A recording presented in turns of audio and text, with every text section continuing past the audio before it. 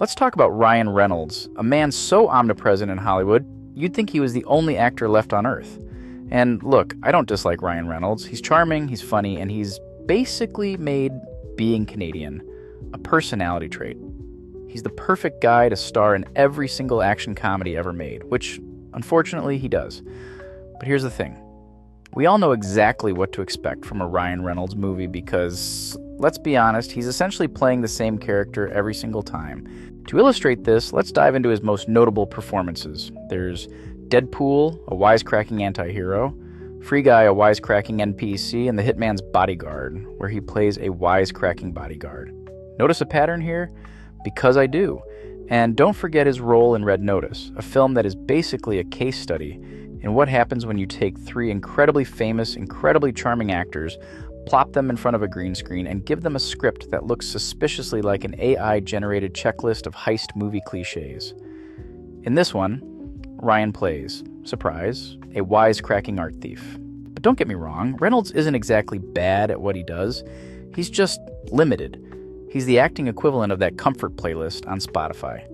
You know, the one you put on to drown out the silence but will never actually pay attention to. He's a beige carpet. He's the unseasoned chicken breast of leading men. And sure, he's got range. He's got the range of a Honda Civic. And maybe that's the beauty of Ryan Reynolds. He's never going to challenge us, make us feel weird, or keep us awake at night thinking, wow, that man truly transformed himself into a character. You know who does that? Daniel Day-Lewis. You know who also does that? Joaquin Phoenix. In contrast, Ryan Reynolds will make a joke about a chimichanga, throw in a snarky side-eye, and call it a day. Now I know what you're thinking. But he's a great Deadpool. Sure he is. And you know why? Because Deadpool is Ryan Reynolds. The fourth wall-breaking, sarcastic anti-hero is so close to his own public persona that it's like he's just casually narrating his own inner thoughts. You could have thrown him on set without a script, and I guarantee the movie would have been roughly the same.